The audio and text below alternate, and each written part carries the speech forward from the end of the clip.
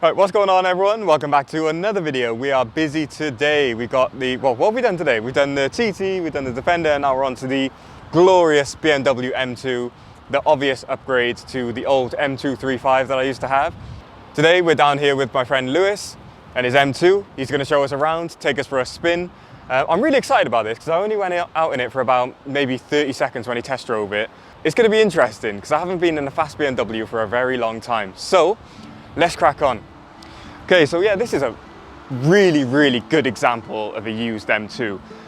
Obvious differences between the 235 and the M2. Obviously you've got the wider wheels, you've got bigger wheels. This is not the M2 competition though, so it doesn't have the competition pack with the upgraded brakes, lower suspension, but it's just all in all a much more racier version. On a straight line, I imagine they feel very similar, but we'll find out about that in a sec. But more so, if you were to take this to a track, I'm sure the differences between this and an M235 and an M240 would just be absolutely wild. So yeah, you've got the wide up wheel arches, like I said. Round the back, we've got quad exhausts rather than the two which I had. Obviously, they're both looking really nice. This doesn't have the M Sport or the M Performance exhaust, but trust me when I say this is loud.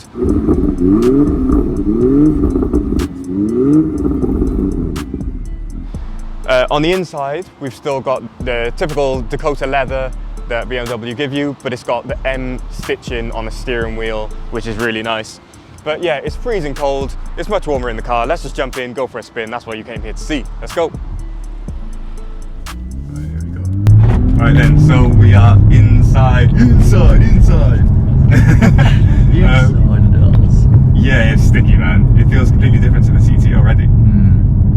It's going to feel totally different when the rear wheel kicks in. Oh god. We don't have the pleasure of four-wheel drive. No, well we're trying to avoid the rain at the moment, and it's not looking promising, but Lewis doesn't care. Look, if we write off a car today, we write off a car. Yeah, it's, you know, it's worth it. It's just, oh, it sounds so good, doesn't it? Sounds nice, yeah. Now obviously you had the M140 before, so both of us have similar experiences of this car. Don't gas me up, it's an M135. Oh no, yeah, okay. Well, in that case, we both have virtually the same car. I had a 235, you had a 135. So you know how that felt in comparison to this. First impressions, what were your thoughts? On paper, there's not much difference between this and the 135. Yeah. I think there's about 40 brake between them. Yeah. This feels a lot quicker. Really? Yeah, some people might call bullshit, but it really does feel quicker. And it seems to handle bends and whatnot a lot better. It's because it's more like track ready than the 135. But I can't say the 135, it was awesome. Yeah, of course. Like,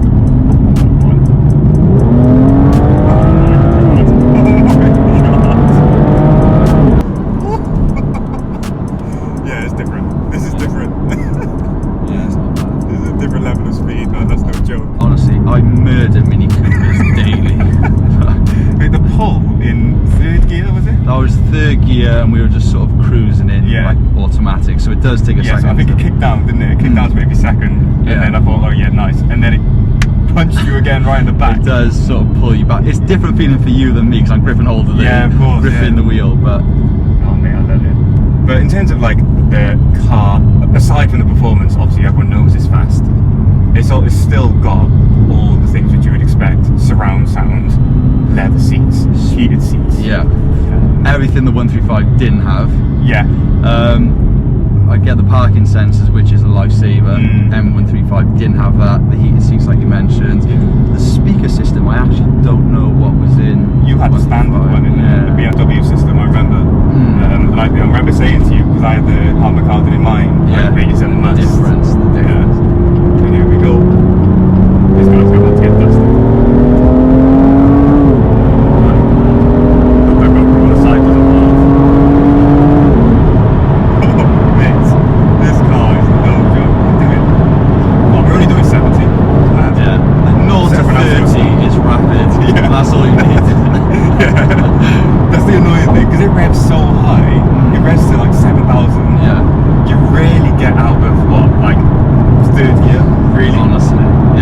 As soon as you hit third gear, it's time to start hitting the brakes. Oh, you can't see shit now.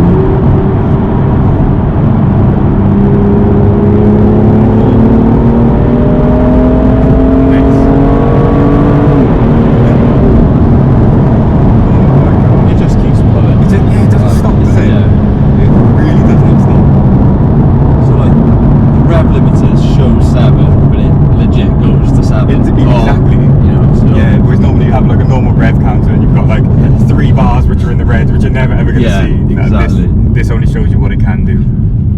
Considering it's like a track-ready car, daily driving is alright. Yeah, it's not too bad. Right, it's not too bad. It drinks fuel, which is to be expected. How many miles do you get out of a full tank, roughly?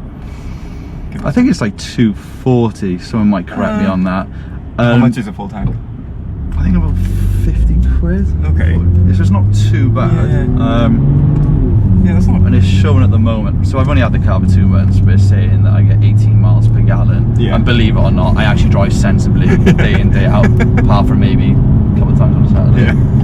Apart from now. Oh, I love it. It does make you just want to go out and buy a fast car. Like, it's a strange feeling, isn't it? I've always wanted one though. I've wanted one for years, but it's just biting the bullet and saying, let's have a couple of good years out of it, and I'm gonna have to downgrade, I think. Yeah, again, same as the Defender in the previous video. It's a sound investment. Obviously, you're not gonna, well, you might make money on it, but if you are gonna lose, you're not gonna lose huge amounts. No, because it's taking its hit. It's still rapid. It's reliable. It's still under warranty. It's very minimal risk. I can't see this dropping much over the next couple of years. No. With all these electric cars coming out, this might actually become quite rare. So people.